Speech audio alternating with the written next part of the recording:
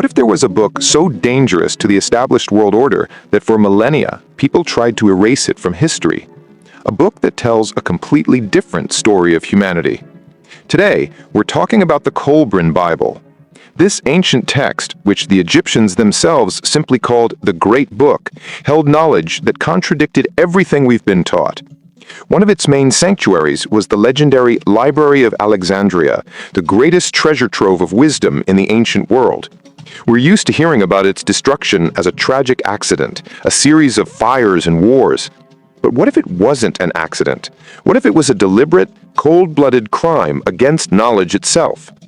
Picture this place, not just a warehouse of scrolls, but a living, breathing think tank of the ancient world. A melting pot of ideas where the mathematics of Pythagoras sat alongside Babylonian astronomy, Plato's philosophy next to the mystical teachings of Egyptian priests, and the medicine of Hippocrates beside the secret knowledge of the Druids. It was a place where the wisdom of all humanity was gathered under one roof. And among the hundreds of thousands of manuscripts were those that made up the Great Book, a book that told the story of humanity long before officially recognized history. A book describing a cosmology where the universe was not a divine whim, but a complex, orderly mechanism. A book that held the memory of cycles of great destruction and the rebirth of civilizations that followed. And then, one day, it all disappears. It turns to smoke and ash. Official history, like a shame-faced schoolboy, mutters something incoherent. First, they blame Julius Caesar, whose fleet supposedly set fire to part of the library by accident. Then, centuries later, they talk about the Roman Emperor Aurelian, who destroyed the city in 273 AD.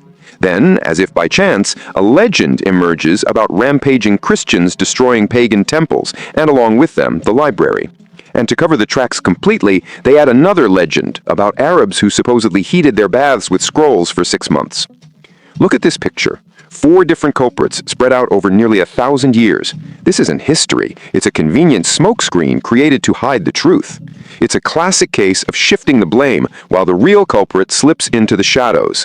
When a crime has so many suspects, the real culprit is likely the one with the strongest motive.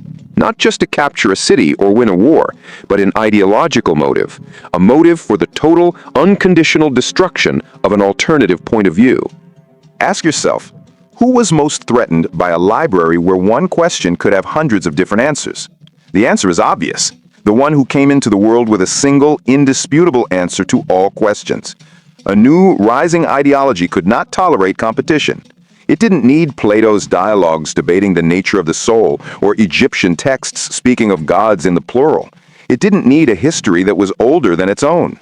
All this wisdom was declared pagan heresy, a dangerous poison for the mind. And the best cure for such a disease is fire. The library wasn't just a storehouse of knowledge. It was a symbol of the old world, a world of diverse beliefs and ideas. And to build a new world on its ruins, that symbol had to be destroyed. This fire didn't start in the scrolls. It ignited in the minds of men. And to understand the motive, you have to look into the eyes of those who carried the torch and hear the words they used to justify their actions.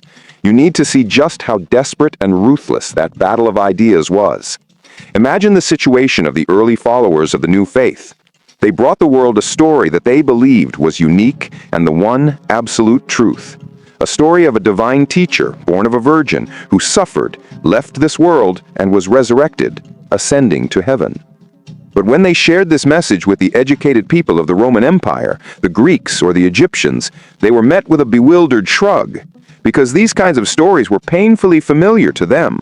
The ancient world was saturated with myths of gods and heroes who followed similar life paths. For millennia, the Egyptians had worshipped Horus, born of the immaculate Isis. The Phrygians told of Attis, born of the virgin Nana. The Greeks knew the story of Perseus, whose mother, Danae, conceived him from a golden shower sent by Zeus. The myth of Mithras, born from a rock on the winter solstice, included shepherd witnesses, a last supper, and an ascension into heaven. The similarities were not just superficial, they were structural, deep. And this created a colossal problem for the new faith. How could you prove you were special if your central story looked like just another retelling of an old, familiar plot? This is where one of the first and most influential Christian apologists, Justin Martyr, enters the scene. In his writings, he didn't deny the obvious. On the contrary, he admitted the similarities head-on, with disarming frankness. He wrote, "When we Christians say that Jesus Christ, our teacher, was begotten without intercourse, was crucified, died, rose again, and ascended into heaven, we are saying nothing different than what you already believe when you worship your gods, the sons of Jupiter." Elsewhere he states directly, "He, Jesus, was born of a virgin. Accept this in the same way you believe in Perseus." It seems like an admission of defeat. But what Justin does next is a brilliant and at the same time terrifying move in its consequences. He offers an explanation for these similarities. According to him, it's not a coincidence or borrowing. It's all the work of the devil. According to his logic, the devil was so cunning and foresighted that he appeared hundreds and thousands of years before the birth of Christ and deliberately created fakes and parodies of the coming events in the pagan world. He told the stories of Horus, Mithras, and Perseus in advance so that when the true Messiah appeared, people would be confused and unable to tell the truth from the devil's counterfeit. Think for a moment about the power of that statement. This was a masterful piece of psychological jujitsu. In one fell swoop, the most ancient religions and myths in the world, the entire spiritual treasury of humanity, were declared not just a mistake, but a malicious deception, a diabolical plagiarism. Ancient wisdom was turned into propaganda from hell. It was an ideological nuclear strike. The phrase, "We are just like you, but we are from God and you are from the devil," became the universal justification. Now let's return to the Library of Alexandria. After such a declaration, what did the scrolls containing Egyptian, Greek, and Persian myths look like in the eyes of a zealous follower of the new faith? They were no longer cultural heritage. They became the devil's weapons, deceitful manuscripts created to tempt the righteous. And you deal with the enemy's weapons simply. You destroy them. Burning such books was no longer an act of vandalism, but a godly deed, an act of spiritually cleansing the world of filth. It became a license for intellectual genocide. And they set to work with enthusiasm, believing they were spreading the light of truth by burning away the darkness of lies. They thought they had destroyed everything, that the fire had consumed every dangerous thought, every alternative history. But they were wrong. The most valuable things are always hidden best, and while the greatest library in the world burned, a few rescued scrolls of the Great Book began their long, secret journey through the centuries. Thus began the 1,000-year journey of the Forbidden Book. Someone, whose name history has not preserved, understood the true value of this knowledge. Perhaps it was one of the rash priests of the old faith, or a wise librarian who saw the world around him descending into the flames of fanaticism. These people understood. They had to save not just parchment, but the key to understanding the past and the future. Risking everything, they carried the surviving fragments out of the fire and chaos. According to some accounts, copies were secretly transported by trade caravans to the east, and traces of them can even be found in India. But the main and best preserved body of texts traveled north to Europe. Here begins the most amazing part of this story. The book was not entrusted to kings, priests, or powerful orders. Its guardians became an informal, secret alliance of people whom the powerful would never have suspected of possessing such a great secret. They were ordinary people. Farmers, craftsmen, peasants, village elders. The modern publishers of the book claim this was a conscious choice based on deep wisdom. The members of this unspoken order were held to the highest moral standards.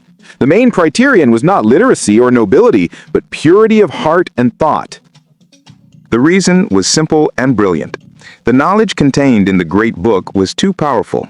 If it fell into the hands of a person with power, a king, a general, or a high priest, the temptation to use it for selfish purposes, to manipulate people, to strengthen their own power, would have been too great.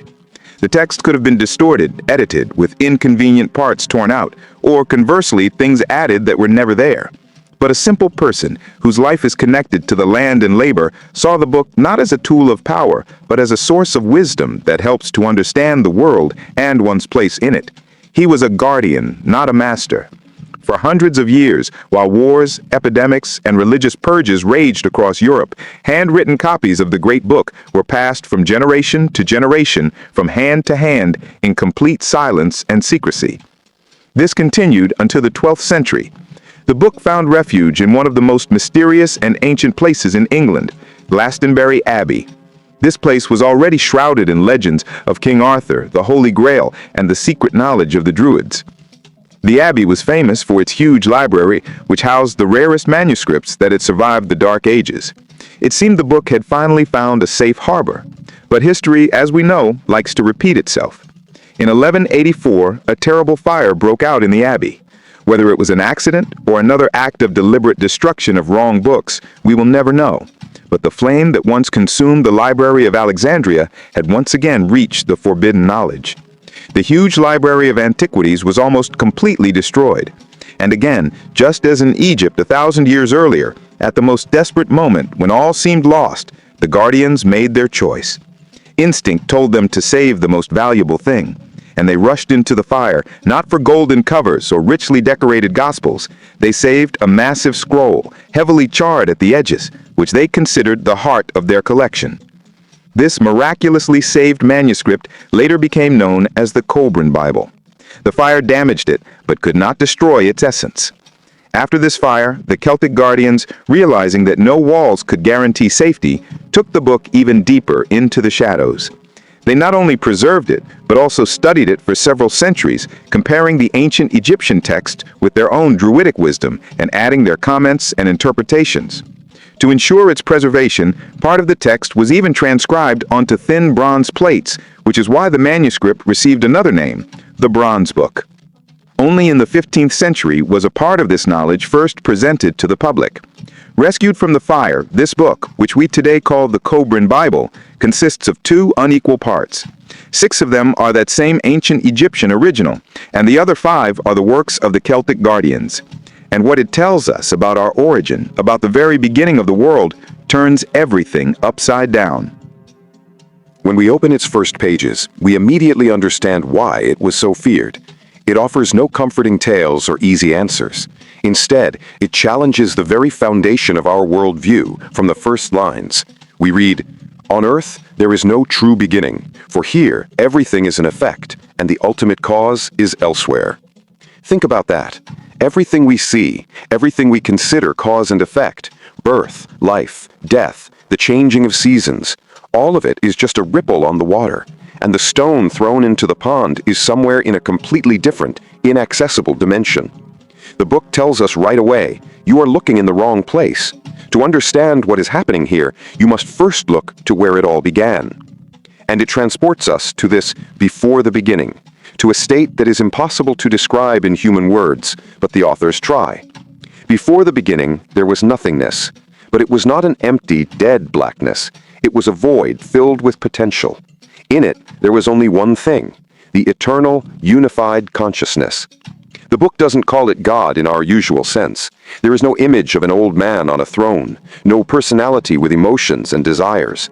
It is something else, an impersonal, self-sufficient, eternal spirit, a generator of selfhood which cannot be diminished, unknown, unknowable, contemplative, alone in a deep, unknowable silence.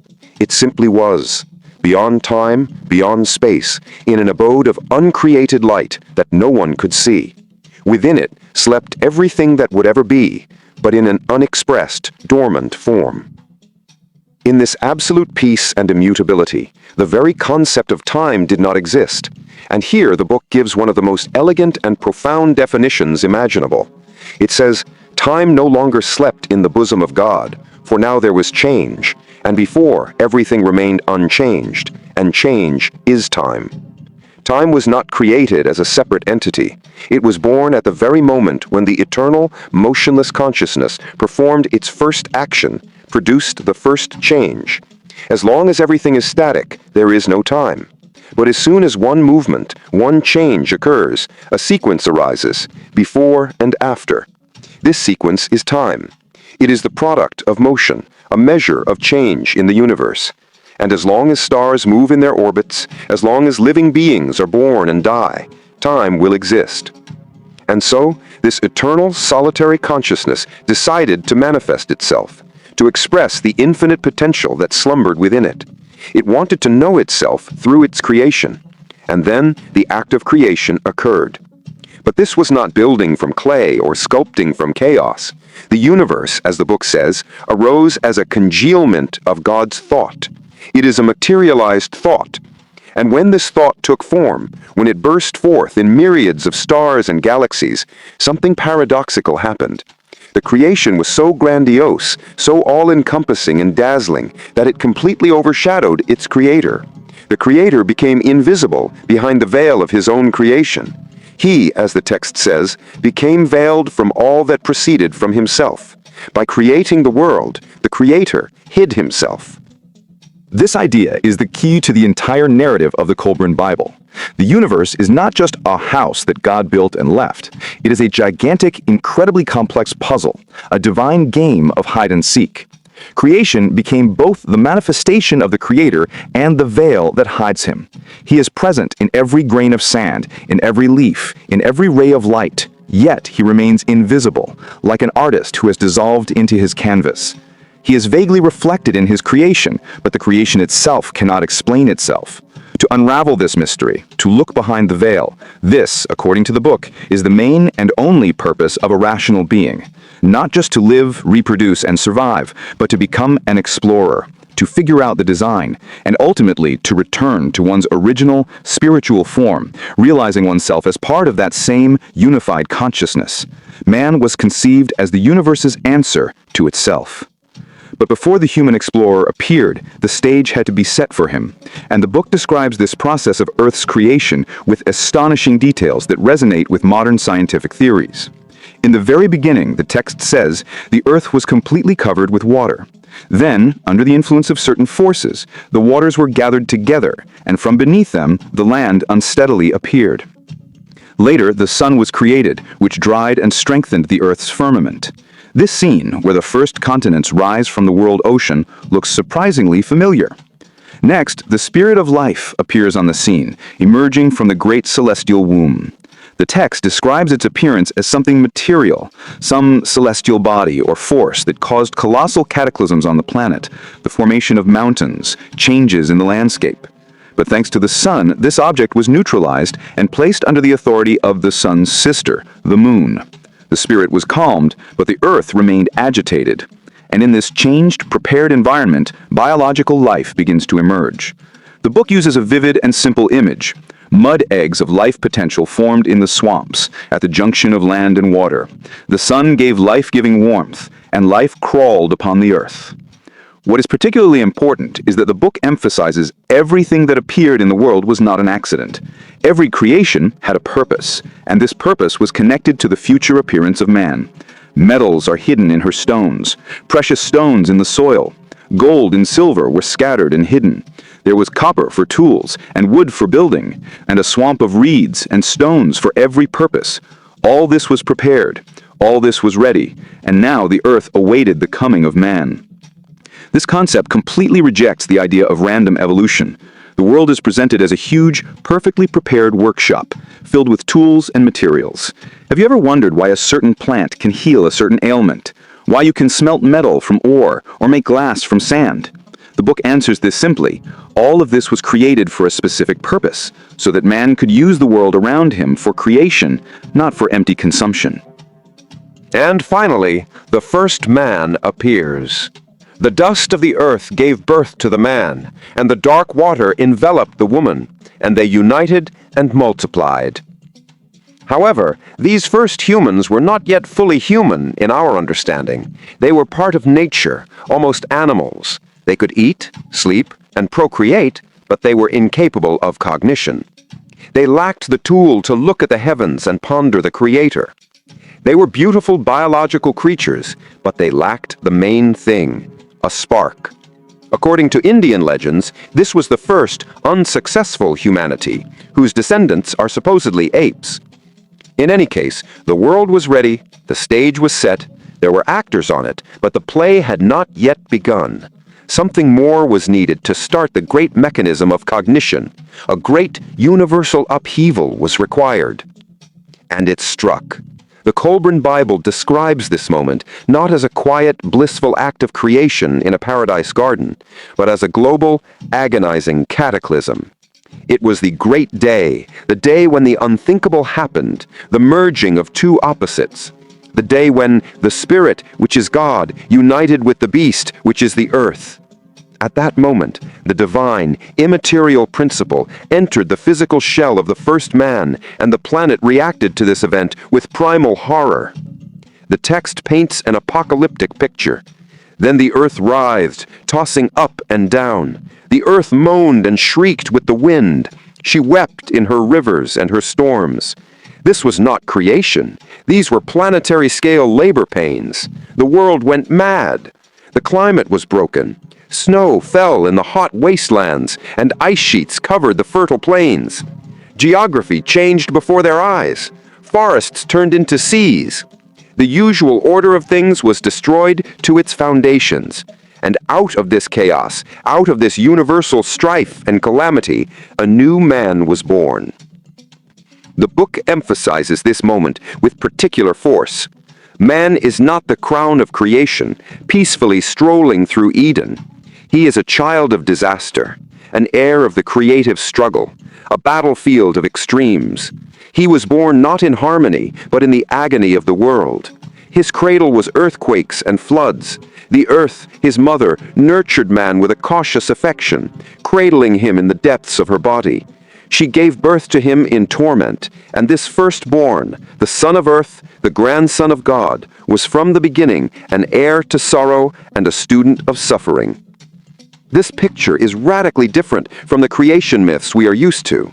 It says that struggle, overcoming, and suffering are not punishment for sins, but an innate, fundamental property of human nature. We were born in struggle and for struggle. The man who emerged from this cataclysm was imperfect, a clumsy and uneducated creature, but he already had pride. And the earth, his mother, raised him above all other creatures and led him even into the presence of God, placing him on the great altar. And here, a mystery takes place. From unfathomable heights, from behind an impenetrable veil, God himself descended to this imperfect creature. He bent over him and breathed into man the breath of eternal life. This was not just a life-giving spirit. Into his sleeping body, God implanted a fragment of himself, a soul and a spark of divinity. In an instant, a mortal creature of flesh and blood became something more. It became an heir of God and of immortality. This was an act of bestowing the greatest power and the greatest responsibility. From now on, man was not just to live on earth, but to rule over it. But that was only a small part of his new destiny. His true purpose became to unravel the circles of eternity. His destiny was to be an eternal search and striving. Man was no longer just an animal. He became the vessel of a divine spark, and this spark ignited in him an insatiable thirst for knowledge, a desire to return to his source.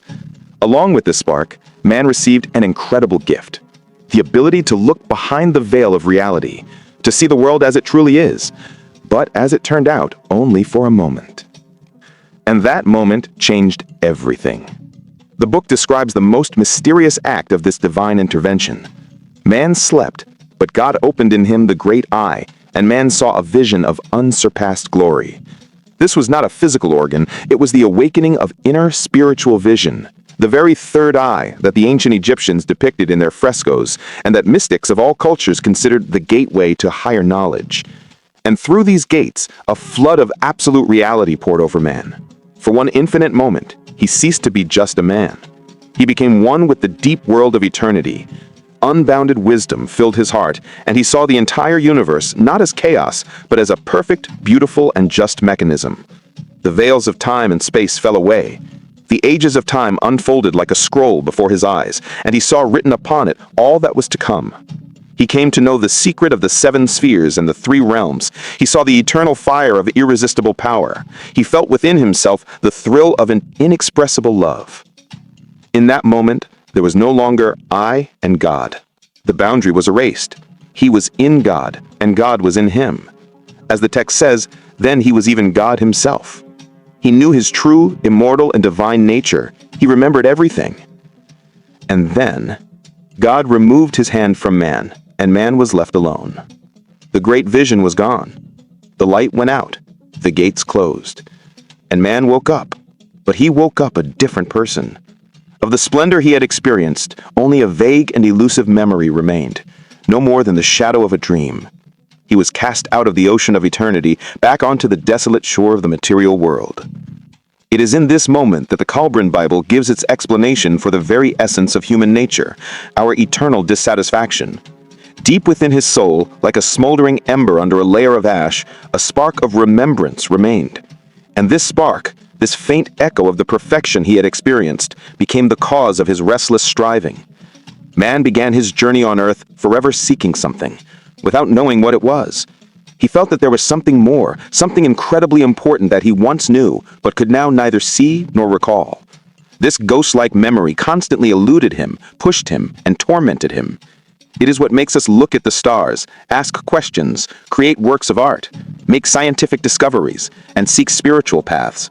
All human curiosity, all our striving for great deeds and thoughts, it is merely an echo of that vision. We are searching for what we once saw, but have forgotten.